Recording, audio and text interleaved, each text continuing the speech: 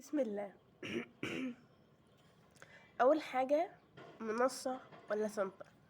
انا كايمان لو رجع بيا الايام تاني هشترك منصه لاسباب كتير. اول سبب اول سبب تمام، مش هضيع وقتي. انا هفتح المنصه، هسمع الشرح وهشوف الحل وهقفل ابدا اذاكر. حرفيا في مدرسين شرحهم فوق العظمه اونلاين، يعني مش هقول مثلا ان هو شرحه قليل فانا هنزل سنتر عشان لا، هو فعلا شرحه حلو. تالت حاجة، ان انا هكون يعني اللي بينزل بياخد وقت، وغير كمان ان هو اصلا لما بينزل وبيرجع تاني بيكون تعب في المواصلات، بيكون تعب في المواصلات، بيكون تعب في كل حاجة. غير بقى ان هو اصلا يعني أنا لما بروح وبرجع بكون عايزة ارتاح شوية. تمام.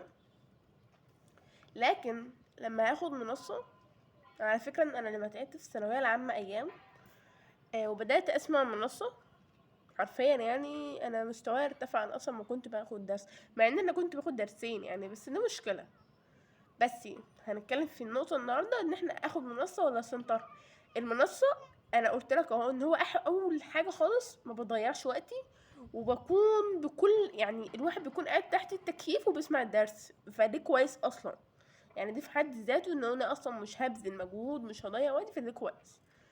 اما السنتر، انا هنزل السنتر لو في حالة، يعني لو انا هضيع وقت عن اونلاين ما بعرفش اتحكم في نفسي، بقلب على الفيس وبقلب على اليوتيوب فيديوهات ملهاش اي 30 لازمه، فدي لوحدها مشكله. لو انا ما بتحكمش في نفسي، ولو انا فعلا من الناس اللي هي بتسرح، تمام، فانا كده هضيع، يبقى انا كده هخش سنتر. لكن المنصه افضل واحسن. تمام. افضل المدرسين اللي انا كنت بتابع معاهم وانا في ثانويه كان خالد صقر كيمياء، وكان محمد صلاح عربي، وكان الجوهري احياء، وكنت بسمع مين كمان، وكان محمود مجدي فيزياء. لكن انا كنت بنزل سنتر انجليزي وفرنساوي وعربي. اما الاونلاين كان فعلا محمود مجدي، وكان محمد صلاح، وكان الجوهري، كان ناس جميلة قوي، يعني فعلا ناس جميلة قوي. في حاجة تانية ألا وهي أخد درسين في المادة. بص يا صديقي، بلاش ان انا اخد درسين في اي ماده مهما كانت، ما تاخدش. انت لو قعدت مع نفسك، تمام، والدرس بتاع المنصه او الدرس اللي انت هتنزله سنتر هيكون اوفر لك بكتير. انت لو هتاخد درسين، اقسم بالله واقسم بالله الحوار كله تعب، تضييع وقت. انت كثانويه عامه كتالتة ثانوي مش عايز اي حاجه غير انك توفر وقت تذاكر فيه. انت لو ذاكرت هيكون احسن لك بكتير قوي. يعني انت لو قعدت في الوقت في البيت وما ضيعتش وقت وقعدت تذاكر بالليل وبالنهار هيكون ليك احسن. فانت اوفرلك انك تاخد درس واحد. الدرسين، هما المدرسين مش هيمشوا مع، يعني المدرسين الاتنين مش هيمشوا مع بعض. في واحد هيسبق والتاني هيتأخر. في واحد هيحل من كتاب والتاني هيحل من كتاب. يعني انت متخيل انك مثلا لو رحنا درسين كيمياء وليكن مثلا واحد بيحل من كتاب مندليف والتاني بيحل من كتاب الامتحان، ايوه انا احل ايه ولا ايه؟ ايوه اركز مع ايه ولا ايه؟ واحد بيحل بطريقه والتاني بيحل بطريقه، واحد بيشرح بطريقه والتاني بيشرح بطريقه. حرفيا يعني، حرفيا كده انت هتضيع نفسك فعلا. ف... فنصيحه لوجه الله، نصيحه لوجه الله، بلاش درسين. هو درس كويس قوي واحد كويس قوي. ممكن بقى تاخد اونلاين، يعني اللي هو منصه وسنتر. انت لو خدت اونلاين وسنتر، تمام، هيكون كويس قوي. يعني مثلا يعني تنزل تاخد منصة مع خالد صقر، وتنزل وتنزل سنتر. ده كويس، هيكون كويس ليك بالنسبة لك، يعني لو انت ضعيف في المادة قوي. وزي ما قلت لك في الفيديو اللي انا كنت منزلاه ازاي تذاكر، انت لو قعدت مع نفسك وجبت الدرس وقرأت وهتستوعبه اصلا، تمام. لو استوعبت الدرس وعرفت هو بيتكلم عن ايه انت بالتالي، فبلاش نروح درسين في مادة واحدة. يبقى احنا اتكلمنا كده هناخد اونلاين ولا سنتر. اونلاين ولا سنتر؟ هاخد منصة لو انا كويس مع نفسي وهتابع ومش هكروت حاجة وهمشي اول باول. تاني حاجة، قلنا افضل مدرسين مين، ان انا كنت بسمع لهم، يمكن في حد احسن بس انا كنت بسمع لدول وكنت برتاح لهم، كنت بفهم منهم وكنت بعرف احل منهم. تالت حاجة قلنا بلاش درسين. رابع حاجة بلاش يا صديقي، بلاش اوعى انك تكروت حاجة، بلاش تكروت حاجة، بلاش يعني بلاش وانت بتذاكر كده تقوم قايل ايه، الصفحتين دول هذاكرهم في الاخر. مفيش اخر، صدقني مفيش اخر. انت هتيجي على ايام المراجعة اصلا، تمام، انت مش هتلحق اصلا تاخد نفسك.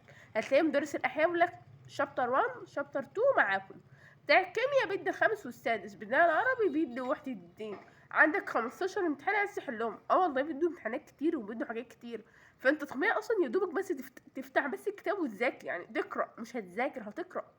يعني لو لحقت تبقى انت بطل اصلا. الوقت قدامك طويل وليك فرص كتير قوي انك بدل ما تذاكر الدرس مره تذاكره كتير. انت هتيجي من الدرس تاخد دش او لو منصه، يعني حاول انك تاخد دش وبعدين بعد كده هتبدا على طول. بلاش انك تكروت حاجه وبلاش انك تراكم حاجه، بلاش. انت على فكره لو ذاكرت من كتاب واحد وسمعت انه مدرس واحد، تمام، بس تكون مركز معاه قوي. وزي ما قلت لك في الفيديو اللي فات انه مش شرط ان لو زميلي فهم من مدرس انا افهم منه، لا مش شرط خالص، ملهوش علاقه. انا ممكن استوعب صاحبي ما يستوعبش، انا ممكن افهم الحته دي صاحبي ما يفهمهاش. مش شرط يا صاحبي، مش شرط ان انا افهمه وصاحبي يفهمه، مش شرط خالص. ما تقارنش نفسك بحد، انت في ثانويه عامه ما تقارنش نفسك بحد. انت اللي ليك انك تعمل حاجه واحده بس، تركز مع نفسك. هتذاكر وهكتب وهعمل، ولما تذاكر بتتكلم، يعني لما تذاكر ما تقولش لحد، حتى لو حد سألك تمام قول الحمد لله وخلاص.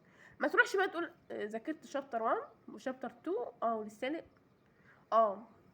ومن جهة الصحاب، انا مش هقولك الصحاب وحشة في الثانوية العامة، لا انا اعرف صحاب، تمام، كانوا سبب في صحابهم ان هم يخشوا طب حرفيا، يعني كانوا معايا وانا شفتهم بعناية ان هم كانوا السبب ان هم الصحاب اللي هم كانوا معاهم يخشوا طب.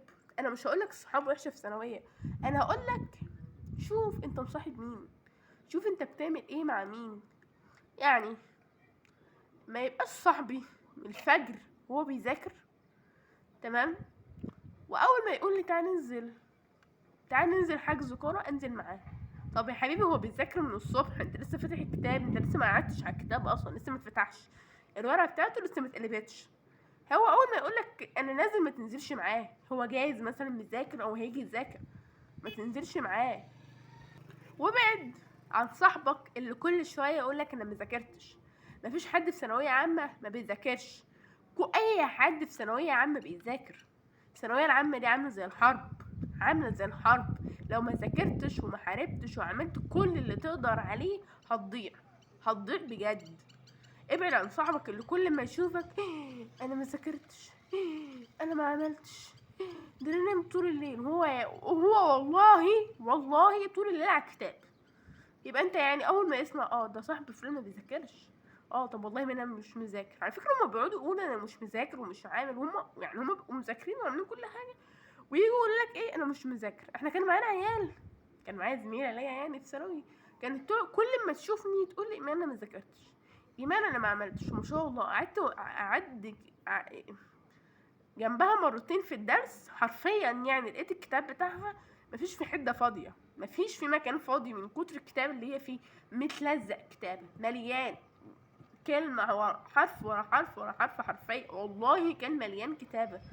ولما كان المستر يجي يسألها كان بتجاوب إجابة جميلة قوي، مع إنها كانت كل ما تشوفني تقول لي إيمان أنا ما ذاكرتش، إيمان أنا ما عملتش، إيمان أنا ما خدتش، يعني فهمني. فصاحبك مالكش دعوة بيه، مش عشان صاحبي قال لي أنا ما بذاكرش أو ما بعملش أعمل زيه. اوعى تسمع حد، اوعى تسمع كلام حد، اسمع كلام نفسك، خد مع نفسك وتعود انك تمشي. على فكرة الثانوية العامة ايامها طويلة وصعبة، هتاخد صاحبك، خد صاحبك ويقول لك تعال نصلي، يلا ويشدك كده ويزعلك كده ويتعصب عليك، يلا تعال نذاكر الشابتر 1، يلا تعال نروح الدرس، يلا تعالى اعمل، ويسألك ذاكرت ولا ما ذاكرتش، عملت ولا ما عملتش. لكن ما اروح الزق في صاحبي اللي هو اصلا طول حياته مذاكره، ويجي اول ما يشوفني يقول لي انا ما ذاكرتش، انا ما عملتش، اضيع نفسي ليه؟ مفيش حد يستاهل. مفيش حد يستاهل انك تضيع نفسه عشانك. امك وابوك مش حد فيهم هينفعك اصلا. مفيش حد فيهم هينفعك. انت تشد من الاول وتذاكر من الاول، وصدقني ربنا كريم قوي. وطبعا اول حاجه خالص، قرب من ربنا، اقرا الاذكار، صلي قيام الليل، ادعي دايما يا رب راضيني وراضي قلبي. يا رب لو الكليه الفلانيه اللي هي في دماغك ماهيش خير ليا، اجعلها خير ليا. ويا رب لو انا فعلا هيحصل لي مشكله فيها ما تخليهاش، وعوضني عنها خير. اكبر بخاطري وخاطر اهلي، راضيني ورضى عني يا رب. انت وحدك عالم بحالي، اكبر بخاطري ويسر لي امري، واغفر ذنبي، وارحم ضعفي، واشرح صدري. وانت بتذاكر اول حاجه اعملها انك تصلي. صلي صلي. وطبعا ترويق الاوضه اللي انت قاعد فيها هيفرق جامد قوي. ما تقعدش في حته مش نظيفه.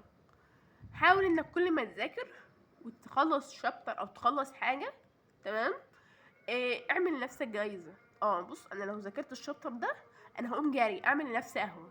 والله انا لو خلصت الشابتر ده هنادي على صاحبي وننزل نلعب. انا ما بقولكش ما تلعبش، انا بقولك ما تلعبش انا بقولك العب عادي، لكن ما يبقاش الكتب والمذاكره عليك وتروح تلعب. لا، على فكره ان اليوم في 12 ساعه، مش هقولك الليل، هو اليوم بس. افضل وقت للمذاكره من الساعه 3 الفجر. تقوم تصلي الفجر كده، او قبل الفجر تقريبا، الساعه 3 بتيجي قبل الفجر، مش عارفه، المهم يعني الساعه 3 اللي هي بتاع الفجر، هتقوم تتوضى وتصلي وتبدا. انا كإيمان اليوم اللي ببدا فيه 3 الفجر حرفيا بعمل فيه كل حاجه. انا في الترم الاول كنت مزنوقه زنقه برضه، ما كنتش عارفه انا بعمل ايه، بس انا ما كنتش بذاكر يعني. كنت حرفيا بلم الماده، تمام. كنت بقوم الساعه 3 الفجر اصلي الفجر وابدا. من 3 الفجر لما الساعه 10 بالليل، طبعا كنت بقوم اشرب اصلي، كنت بتحرك يعني، ما كنتش قاعده على كتاب 24 ساعه. كنت بقوم وبتحرك وكده. وطبعا لازم كل وقت تذاكره وتاخد ريست فيه، تمام. ف فحرفيا من 3 الفجر للساعه 10 ذاكرت الماده وخلصتها، والحمد لله دخلت جبت فيها امتياز. فالفكره طبعا ما تعملش زيي يعني، انا حد بيحب يزنق نفسه، بس ما تركزش ماشي. طبعا انا عاوزه اقولك ان فعلا الانسان لما يبدا 3 الفجر بيلحق يعمل كل حاجه وبيخلص كل حاجه. حاول انك تبدا 3 الفجر. لو بدات 3 الفجر اليوم هيكون طويل قوي. بس كفايه يعني عشان الفيديو بقى طويل قوي.